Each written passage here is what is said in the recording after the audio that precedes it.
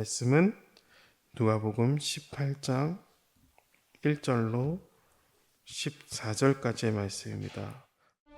예수께서 그들에게 항상 기도하고 낙심하지 말아야 할 것을 비유로 말씀하여 이르시되, 어떤 도시에 하나님을 두려워하지 않고 사람을 무시하는 한 재판장이 있는데, 그 도시에 한 과부가 있어 자주 그에게 가서 내 원수에 대한 나의 원한을 풀어주소서 하되, 그가 얼마 동안 듣지 아니하다가 후에 속으로 생각하되, 내가 하나님을 두려워하지 않고 사람을 무시하나 이 과부가 나를 번거롭게 하니 내가 그 원한을 풀어주리라.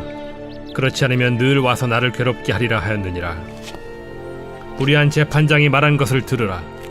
하물며 하나님께서 그 밤낮 부르짖는 택하신 자들의 원한을 풀어주지 아니하시겠느냐? 그들에게 오래 참으시겠느냐? 내가 너희에게 이르노니 속히 그 원한을 풀어주시리라. 그러나 인자가 올 때 세상에서 믿음을 보겠느냐?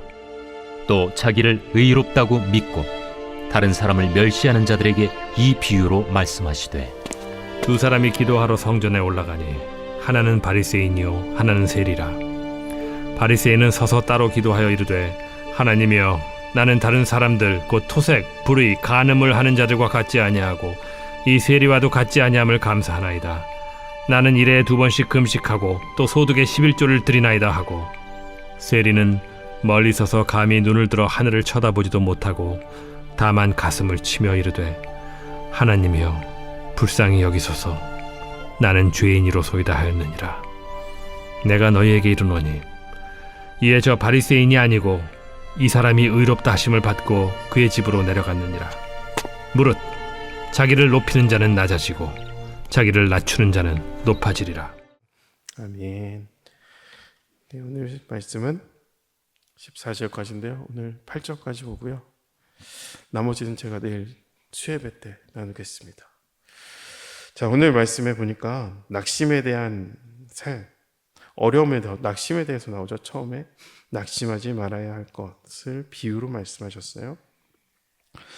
이 낙심이 세상에 부닥치면서 오는 삶의 어려움을 당해서 낙심을 하고, 세상에 부닥치면서 오는 낙심이 아니라 항상 기도하길 원하는데 그 기도를 못하게 하는 낙심되는 일이 있다라는 거죠. 그때 그 낙심된 일로 기도를 쉬지 말고 항상 기도하길 원하시는 하나님의 마음이 있어서 예수님께서 불의한 재판장에 대한 비유를 말씀하십니다.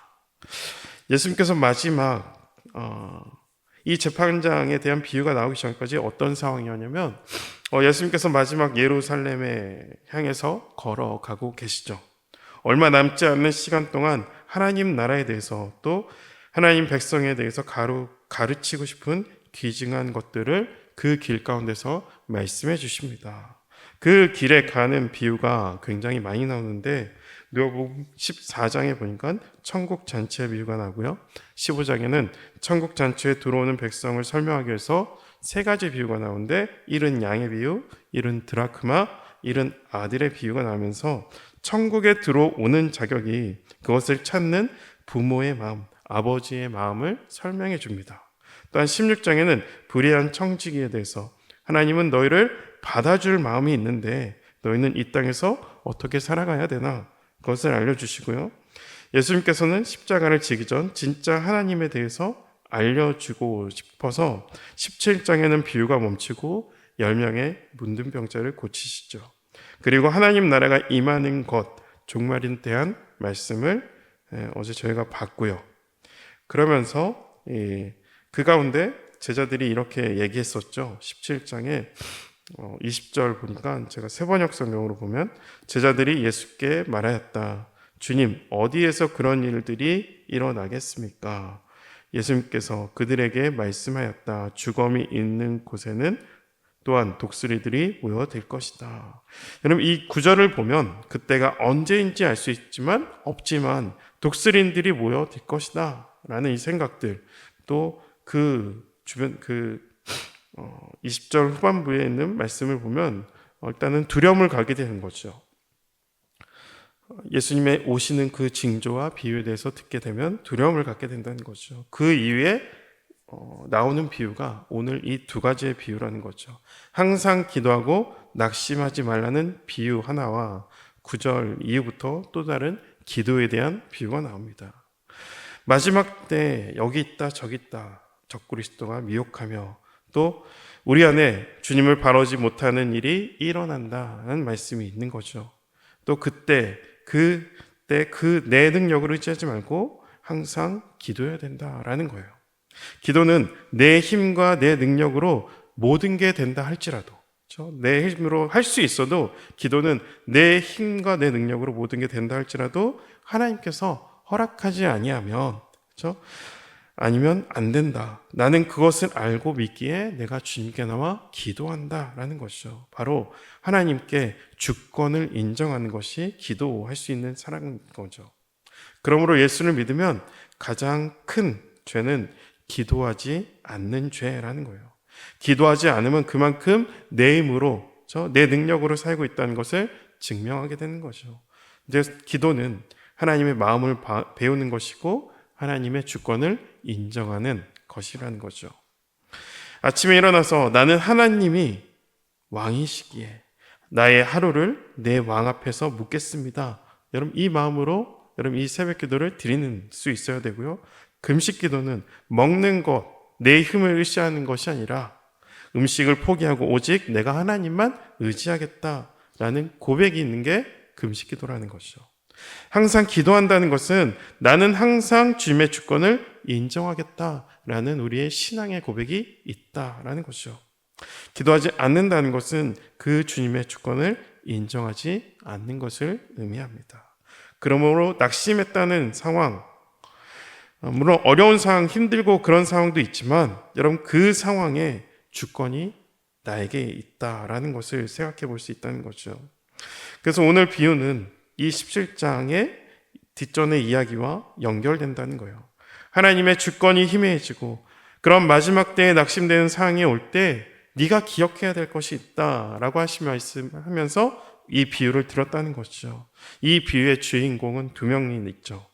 최악의 악인의 재판장이 나옵니다.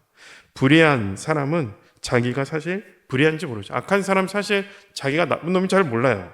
하지만 오늘 나오는 재판장은 자신의 불의한 상황들, 내가 얼마나 나쁜 사람인지 본인이 본인을 소개합니다. 2절에 보니까 사람을 무시하는, 어떤 도시에 하나님을 두려워하지 않고 사람을 무시하는 한 재판장이 있는데 라고 되어 있어요. 그러니까 하나님도 두려워하지 않고 사람을 무시합니다. 그리고 또 다른 사람이 있는 또 다른 등장인물이 바로 과부가 등장하죠. 최약자의 과부입니다. 가장 약한 자와 가장 악한 자가 이 비유에 드러나는 것이죠. 이 과부가 5절에 보니까 이 과부가 나를 번거롭게 하니 내가 그 원한을 풀어주리라 라고 되어 있어요. 여러분 이 9절 때문에 기도를 응답받을 때까지 끈질기게 해야 된다, 포기하지 않아야 된다 라는 말을 듣는데 사실 어떻게 보면 잘못된 이야기일 수도 있어요. 여러분 재판장은 불의한 사람입니다. 이 불의한 사람은요, 귀찮게 하거나 불의한 사람은 이 과부를요, 이 약자인 과부를 사실 귀찮게 하거나 힘들게 하면 지두새도 모르게 어떻게 할 수 있는 사람이고 능력도 있고 그만한 권력도 있습니다. 하나님을 두려워하는 사람이 아니어도 여러분 신을 믿으면 사람은 나를 위해서도 남을 베풀며 살아갑니다. 종교가 없는 현실만 있는 사람은 자신의 만족과 이익만 생각하죠. 재판장은 사람을 무시합니다. 그럼 재판장에게 사람은 그냥 수단이라는 거죠. 그런 사람에게 과부를 돌볼 일이 사실 없다라는 거죠. 이 재판장을 번거롭게 하는 것은 그럼 무엇인가? 바로 재판장이니까 재판이다라는 거예요. 과부는 지금 재판장에게 자신의 재판을 요구하고 있는 거예요. 재판은 끈질기고 번거롭게 해서 이길 수 있는 게 아니라는 거죠. 재판은 정당해야 이깁니다. 여러분 정당한 삶이 이 과부의 재판을 포기할 수 없게 하는 거라는 거죠. 그러므로 이 과부는 그들의 삶이 정당했다라는 거예요. 이런 과부는 정당한 삶을 살았기에 포기를 모르고 재판장을 붙들었다라는 거죠. 여러분 마지막 때 우리의 기도, 우리의 삶이 하나님 앞에 정당한가를 우리는 먼저 확인할 수 있어야 되는 거죠. 하나님이 왜 내 기도를 들어주지 않는가 하기 전에 먼저 내 삶이, 나의 기도의 내용이 하나님 앞에 정당한가를 점검해야 된다는 거죠. 6절 보니까 주께서 또 이르시되 불의한 재판장이 말하는 것을 들으라 하물며 하나님께서 그 밤낮 부르짖는 택하신 자들의 원한을 풀어주지 아니하시겠느냐? 그들에게 오래 참으시겠느냐? 내가 너에게 이르노니 속히 그 원한을 풀어주리라. 그러나 인자가 올 때 세상에서 믿음을 보겠느냐 하시니라. 여러분, 불의한 재판장은 계속 더디게 재판을 미루고 있다라는 거죠. 하지만 이 여인은 낙심하고 포기하지 않고 번거롭게 계속 찾아서 재판을 요청합니다. 불의한 재판장도 정당하게 계속 들어오니까 더디고 거절했지만 정당한 것에 대해서는 인정해 줄 수밖에 없는 상황이 온 거죠. 악한 자도 이 여인의 정당함에 대해서 알고 있었습니다. 그러므로 7절 하물며 의로운 재판관인 하나님께서 성도들이 이 땅에 가부처럼 수모를 당하고 억울한 삶을 하나님께서 모르실까라는 것이죠. 이 땅의 어려움과 환난 속에서 고통 가운데 살아간 것을 그 성도의 삶을 모르고 계실까요? 양을 이리 가운데 보내신다는 그 말씀하신 그 아버지가 여러분 우리의 억울한 삶을 모르실까요? 어려운 삶에서 당장은 안 보인다, 내 눈앞엔 당장에 안 보인다 할지라도 하나님이 안 계신다 감히 말할 수 있을까요? 세상 사람도 정당한 삶을 인정해 주는데 우리 하나님께서 모르실까요? 이렇게 하시며 인자가 예수님께서 다시 오실 때 믿음을 찾아볼 수 있겠느냐 하면서 탄탄으로 끝이 납니다. 인자가 올 때 세상에서 믿음을 보이겠느냐 하시니라 라고 되어 있습니다. 그리고 17장 22절에 보면요, 또 제자들의 이르시되 때가 이르리니 너희가 인자의 날 하루를 보고자 하되 보지 못하리라 말씀하세요. 그러니까 17장 22절부터 인자 오실 때의 징조를 이야기하고 오늘 비유로 연결된다 말씀드렸죠. 주님이 오실 때 믿음을 보겠느냐라는 거예요. 주님이 오실 상황이 불의가 판치는 세상이라는 거예요. 우리의 기도는 믿음과 연결됩니다. 여인이 끈질기게 포기하지 않고 재판장을 찾아올 수 있었던 것이 바로 결국은 믿음이다라는 거죠. 이 여인은 재판장을 믿은 게 아니라 하나님을 믿었다라는 거죠. 자신의 원통함과 억울함을 아시는 분이 있다는 것을 믿었다는 거예요. 여러분, 우리 또한 마지막 때를 살아가고 있죠. 난리가 나고 미혹하는 것도 많아지고 불의가 판치는 시대가 요즘이라는 거죠. 신행은 이해가 아니라 하나님을 믿는 겁니다. 이해를 하려고 하니까 이해할 수 없어서 낙심하고 포기한다라는 거죠. 하지만 자기 생각을 의지하는 것, 우리의 이해함을 이해하는 것은 신앙이 아니라는 거예요.